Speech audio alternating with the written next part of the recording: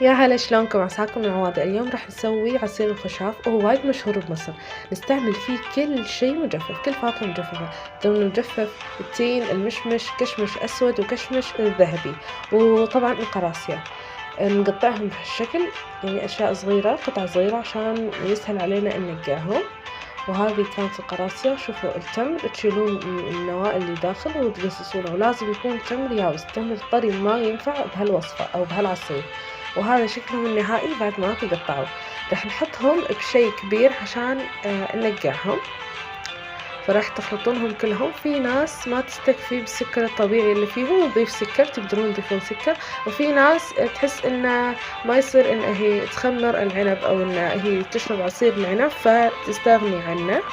عادي تقدرون تستغنون عنه. لازم الماي هني يكون حار عشان ينقعون بسرعة ويطلعون كل السكر والفوائد اللي فيهم.